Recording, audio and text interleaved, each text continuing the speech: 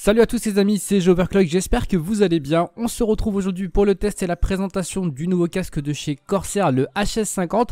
Un casque qui est plutôt sympathique puisque le prix est assez agréable, 59 €, c'est relativement correct et décent. On va voir aussi qu'il a pas mal de qualité, mais au-delà de ça, il a surtout une compatibilité qui est pleine, puisqu'on pourra très bien l'utiliser sur les consoles, de la Xbox à la PS4, PC, Mac, mais aussi mobile, puisqu'il y a une petite modularité au niveau du micro qui le rend, on va dire, parfaitement compatible avec ce type d'utilisation. Pour le prix 59 €, on va voir que c'est très très bon. Alors esthétiquement, ce casque il est réussi, c'est un très beau casque, là-dessus il n'y a aucun souci de ce côté-là.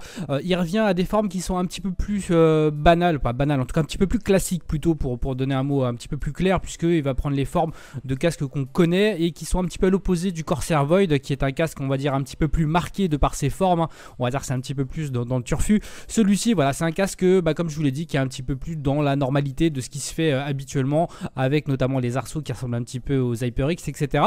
Donc globalement il est réussi, je vous l'ai dit. On va retrouver des liserés, alors là il y a un liseré vert et un surpiquage vert que vous verrez un petit peu après, ou vous avez vu un petit peu avant, peu importe comment je ferai le montage, tout simplement parce que ce casque existe en trois versions. Donc il y a une version noire, une version verte et une version bleue, qui viennent tout simplement rappeler qu'il est compatible en fait avec la Xbox, avec la PS4 et avec l'univers PC, mobile, etc.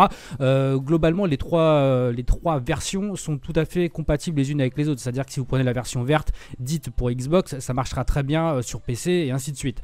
Globalement, comme je vous l'ai dit, voilà, on est sur quelque chose qui mélange du plastique, du simili-cuir, de l'acier. C'est réussi, voilà, il n'y a pas grand chose à dire de plus là-dessus. C'est un casque qui passera très très bien un petit peu partout et que vous pourrez choisir en fonction du coloris que vous aimez. Et ce qui est plutôt pas mal, ce qu'on va voir après, c'est au niveau du micro, puisque ce casque est aussi nomade, c'est-à-dire que vous pouvez aussi l'utiliser avec votre mobile. Alors un petit mot sur ce qui était un des rares points faibles du Corsair Void, le clamping. Alors le clamping, c'est tout simplement la façon dont est serré le casque sur votre tête, si vous préférez.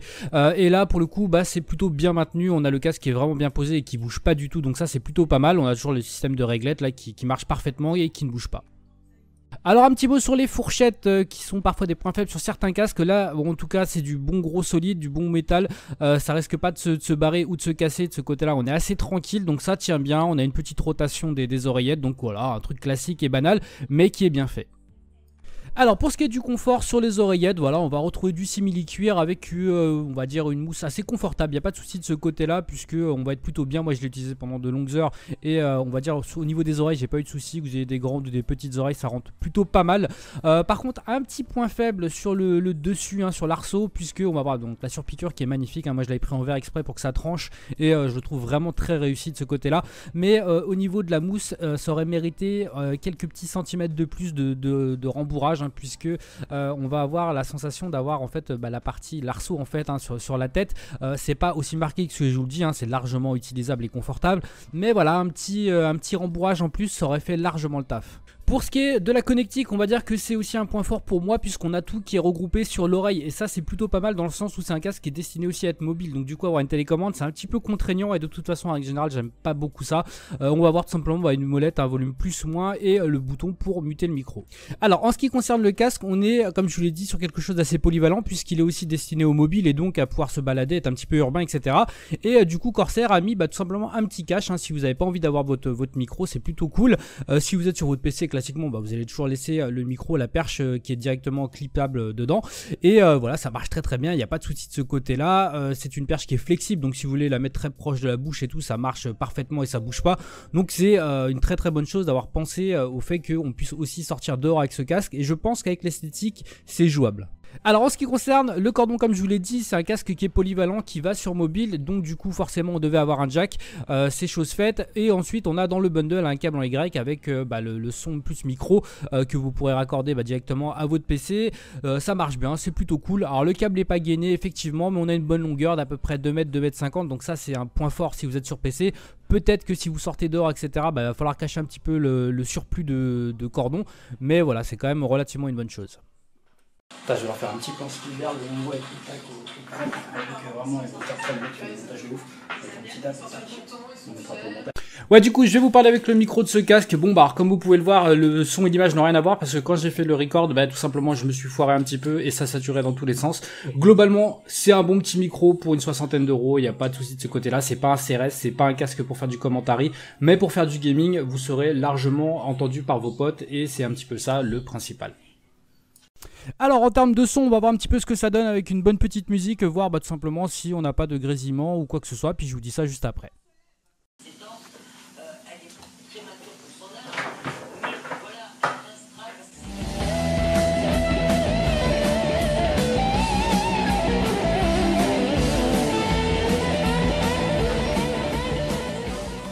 Non, alors très honnêtement, blague à part, il n'y a pas de souci avec ce casque, ça marche très bien suivant le type de musique que vous utilisez, il n'y a aucune galère à avoir, on va dire que voilà, c'est pleinement fonctionnel. C'est un bon petit casque en fait pour son prix, notamment au niveau du son. Moi, j'ai pas vraiment de gros reproches à lui faire. Allez, en conclusion, est-ce que ce casque fait partie des meilleurs? Oui, très certainement. À moins de 60 €, je pense que ça en fait un excellent casque. Il y a peut-être d'autres choses, des points à revoir, hein, comme par exemple, comme je l'ai dit, le dessus de l'arceau. Le son est bon, le micro est bon, pas exceptionnel, mais c'est bon, hein, comme vous l'avez vu, ça passe correctement, en tout cas pour jouer, bien évidemment. Je vais vous le faire gagner, ce casque, tout simplement, parce que c'est Noël et que ça arrive d'ici peu. Donc voilà, je vais vous faire un petit truc. On va pas faire de concours comme d'habitude où il faut liker comme des puputes. On va tout simplement se dire que vous allez répondre à une question dans les commentaires. Alors, si vous ne trouvez pas la bonne réponse, vous pouvez quand même être sélectionné, il n'y a pas de souci. Il faudra juste me dire, voilà la question, pourquoi moi et le community manager de Roccat, on n'est plus copains comme cochons. Donc voilà, tu essayes de trouver une petite réponse au calme, tu fais des investigations, et à partir de là, je vous ferai gagner tout simplement ce petit casque. Et voilà les amis, c'est terminé pour le test et la présentation du Corsair HS50. J'espère que c'est ça le nom parce que je me rappelle plus spécialement. J'espère que ça vous a plu en tout cas. J'espère qu'un d'entre vous pourra gagner ce petit casque parce que je le trouve vraiment pas mal. Pour le coup, il a l'air d'être plutôt de type qualitatif et de type pas cher. Donc pourquoi pas convier les deux. Vous me direz ce que vous en pensez en tout cas pour celui qui l'aura gagné ou si vous l'avez acheté. Sur ce, n'hésitez pas à laisser un petit like parce que là, il n'y a plus beaucoup d'argent. Donc un peu de YouTube monnaie, enfin tu connais les bails. N'hésite pas aussi à partager la vidéo auprès de gens à qui ça pourrait intéresser. Donc des pauvres majoritairement, hein, puisque le casque coûte moins de 60 €. Sur ce, passez une excellente journée, amusez-vous bien, ciao ciao tout le monde.